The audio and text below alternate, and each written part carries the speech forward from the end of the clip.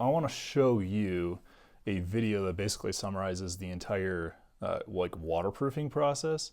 So we started off with, in this here first video, you'll basically see the guy rolling it on. And what I did, just so you guys know, I went and hired a couple guys. My framing crew just has, a bunch of guys that work for them. So I literally just hired a couple guys for the same guys that did the drain, helped me doing the waterproofing the next day. And again, I just paid them, like 150 bucks each for the day just to help me literally roll on this like tar. It's basically tar. So they helped me do all of that, and that's the labor I had. So it was me and then two other guys. So there's a total of like 3 dudes doing all of this waterproofing, painting everything on. So this is what we ended up using. It's actually from Lowe's. The stuff from Home Depot, I wasn't confident it was good enough. The stuff from Home Depot was, gosh, what was it? It was like a damp proofing, and I wanted something that was like actually waterproofing. And I watched a few videos and stuff on YouTube, and they just said like, hey, you actually need some waterproofing stuff. Damp proofing like isn't good enough. So I couldn't find what I needed from Home Depot, and this is what I actually ended up getting from just like the local Lowe's. So hope that helps, at least if you're looking for it. There is a difference. You could probably watch a bunch of videos. I don't know the biggest difference, other than one is probably definitely going to be watertight and is probably more like a tar, which is what I used. And then I would imagine the damp proofing, which is I think what a lot of people out here in Colorado use, a lot of the builders, because it's not particularly wet, it's more arid and dry here.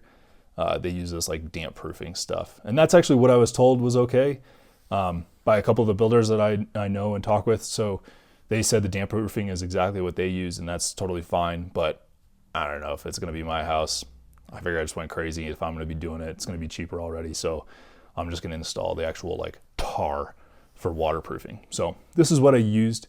And then when I first went to Home Depot and started getting everything, I got like 2 of these brushes, which have these like big 3 spindle things, I don't know, of all the bristles like together. And then I got like one of the rods, and they kind of just like wedges in there and stuff.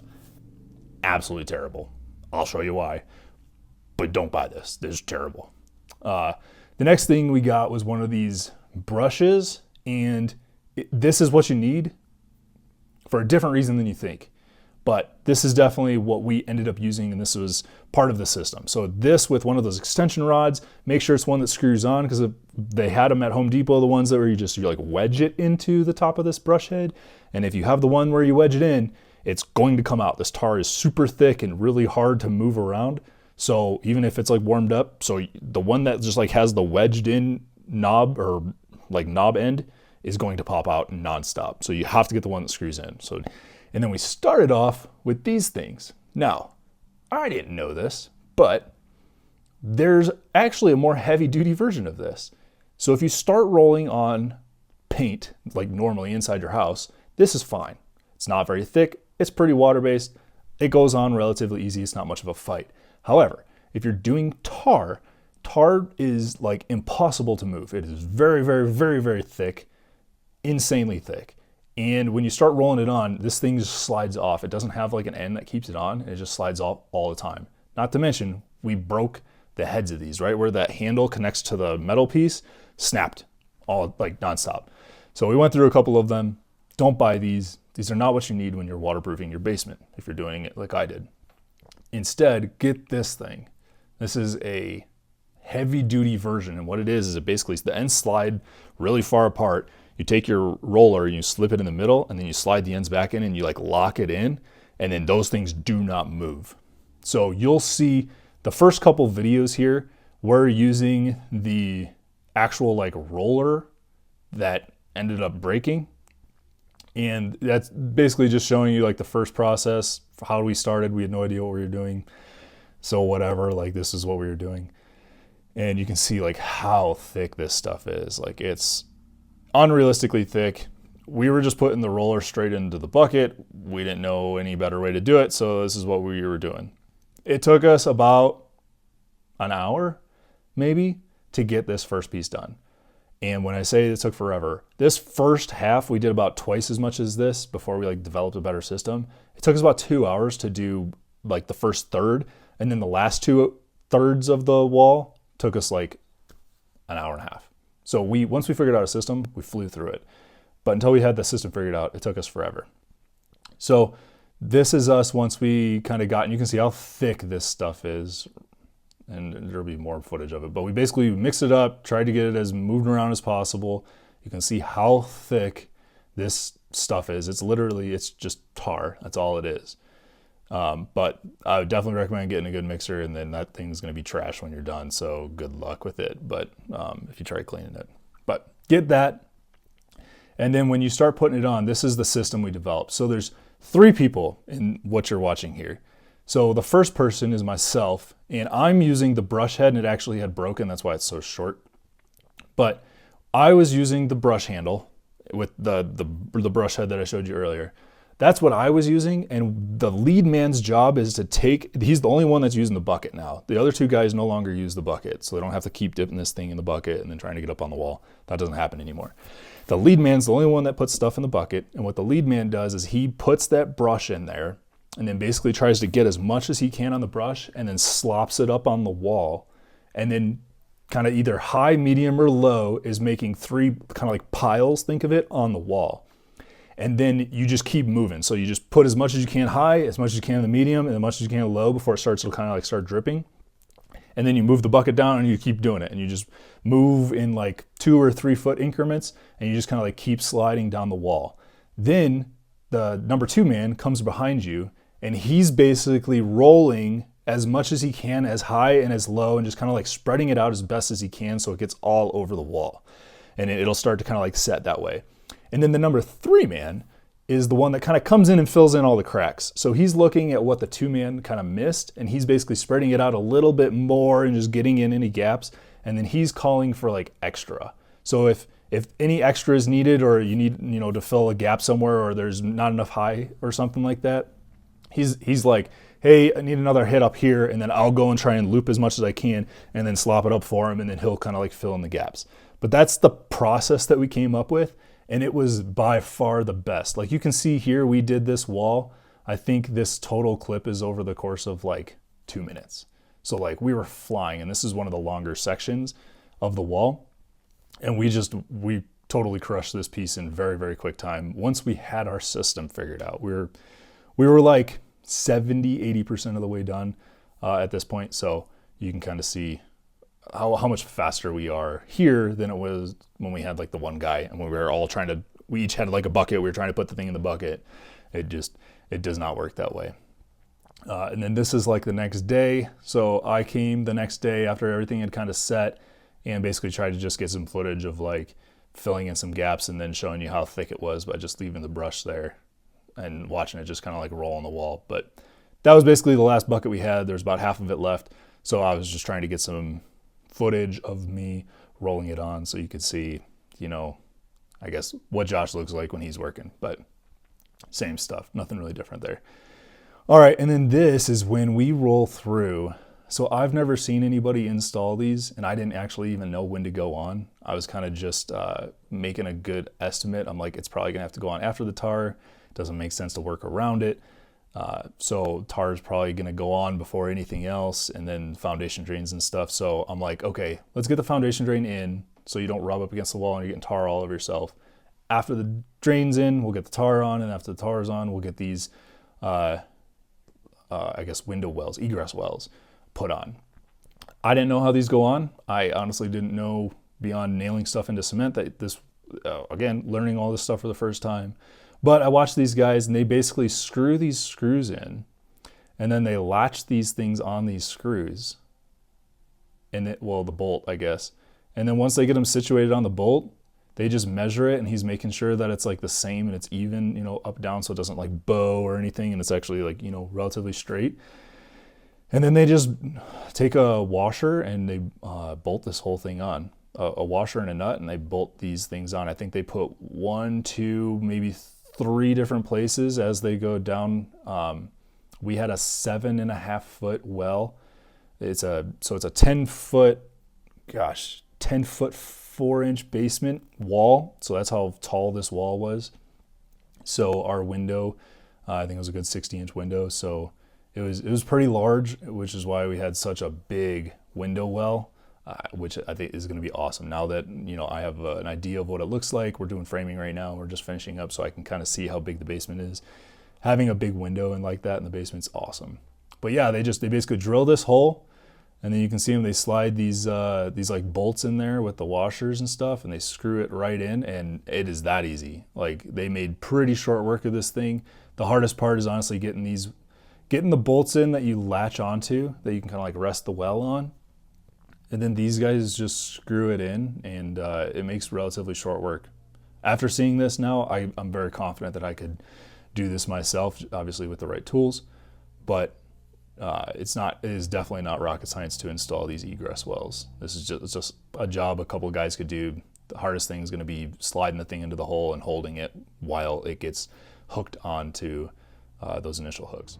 So we just had our drain inspection. So after you do the waterproofing, well, not really, but after you get the drain down, you got to get it inspected before you can do your backfill, because you got to have a letter. You can have it, either the building department can do it, or you can have your like geologist do the inspection. So the geologist, a little bit better. He's going to charge you a little bit because he's going to have to come out and do an inspection, but he's going to be a little bit better just because he'll be more thorough and he'll actually care. Plus, if you have the building department do it, they're not getting paid, so they could show up at any point during the day, whereas the geologist is getting paid, so he'll show up and tell you when to be there, so you can kind of like plan a little bit better. So I just had the geologist do it. That way I knew I was kind of doing it right, and we could predict a little bit better. But basically what he said, everything looks great, with the exception of, if you look here, see how this plastic, see how it's got black on top? So that's basically catching all the dirt. So that's a filter fabric to make sure dirt doesn't get into the drain pipe, or at least as little as possible does. But underneath it, you can see kind of plastic here and a little bit of plastic out underneath there.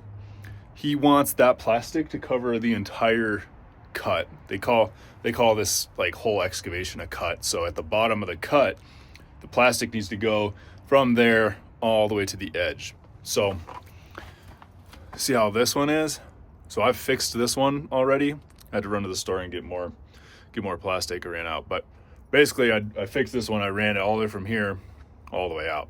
So it needs to look like that. And this is what I had it kind of looking like. The reason I cut it like that is because, to me, I'm like, okay, so we're catching all the water. It comes next to the foundation. This is good. But apparently it's not. There's a little bit, he said something about like when the gutters come out, they're only going to come out to like halfway, and then the water's going to dump, and then water dumps, it's going to come down this whole thing, and if it doesn't get caught at the bottom and go into the drain pipe and away, then it just pools up and it makes more pressure against the wall, which can cause the basement wall, if there's too much of that, to kind of like cave in. So is that likely? Absolutely not. There's a 1 in a million bajillion chance that that'll even occur. But basically what he was saying, he's like, if you do it, you're kind of guaranteeing that you're never going to have that problem. Whereas if you don't, there's a possibility. So since we have it open and we're down here and I can literally walk around right now, it is easier to do it right now than to wait. So I decided to take the next couple hours, go around to Home Depot, grab some more plastic, and actually fix this thing. And then we can start backfilling as soon as this is done. Then this is just a quick walk around. All I wanted to do here was more or less, this is what I gave to the inspector. So the soils guy that did the reports and stuff and basically signed off on the inspection, I sent him this video so he could see I put the plastic all the way to the edge of the cut, just like he asked for, so I could get that report signed off. But I also used it for myself, just so after it got backfilled and we build the house and, you know, we're living in the thing, I can actually see what the foundation looks like. And if we're having leaks or if we have any water anywhere, I can pull this video up and I can see, oh, that's why. This is what I need to fix. Here's the issue. I don't think that's going to happen, but just a cool thing to have almost as a memento as well. So in this, you just get a really good idea of like how much waterproofing we did and what, you know, the finished product looked like. One thing that's important, it's not super important, but you can look at, there's buttress walls, those things do not have to be waterproofed. That's what the backfill guys and the foundation crews told us. We did it anyway. So I don't know, definitely took up probably a couple extra buckets worth of that waterproofing tar, but fun fact, I guess you don't have to do that, but we did anyway, just, extra measure, so it can't hurt, right? And then I didn't do a super good job. This is kind of the point to where I really started documenting what we were doing a lot more, so it'll get better from here on. But basically what I'm doing here is I'm cutting sections out of the foundation drain, and I'm sliding them apart. I'm putting in these T pieces, T intersections, whatever. And what I'm doing is I'm creating a drain that is going to go underneath the egress well, so that if it rains, or when it rains, what's going to happen is all that water, instead of it basically pooling up, and then I've heard horror stories of you're in the basement and you can see the water filling up, and it's like you're sinking in a ship and you can see the water on the outside of the glass just fill up, fill up, fill up. Don't want that to happen, because I don't want water in my basement. So what I do instead is we're cutting into the foundation drain, and I'm basically going to be running a drain from the bottom of each egress well into that foundation drain, and then it'll run into the sump pump and end up getting pumped out when it fills up. But that's basically just going to prevent getting a ton of water, or any possibility of getting water in the basement. You can see I just put on that 45, and then I put on the pipe straight up, and that's just like a 4-inch, what do they call it, schedule 40, and it just goes dead up. And then what happens is when you backfill, you have to make sure that somebody is down there holding that thing in, so when they backfill and they pour all the dirt on, it doesn't get knocked in or knocked out or knocked off or anything. It stays straight. So you got to stand there and hold it. And I'll show you when we do the backfill. You'll see this guy JT is actually going to stay there, and he's going to hold this thing as all the backfill the soil starts falling in, so it stays straight and centered inside that egress well, so that it doesn't, so it actually like works. But I would recommend schedule 40. A couple of the builders that I talked to are like, don't use a flex pipe. It's going to get crushed or it's going to get knocked off. Use schedule 40. It's super durable. You don't want that thing, moving or having a leak or whatever. So like use that. And then this is obviously just another kind of example, and this is kind of finished product of what it looked like when we were done. There's 2 of them, and then we had 3 total. But hope that helps. Hope this video gives you a little bit more context. It's not super complicated. It's not difficult to put in egress wells. It's not difficult to paint the foundation waterproofing tar on it. There is a difference between damp proofing and waterproofing, so I just went with the kind of most extreme you could. Should be totally good. But hopefully you kind of see a little bit more behind the scenes of like, stuff's not complicated. You don't have to go hire a guy to spray your foundation.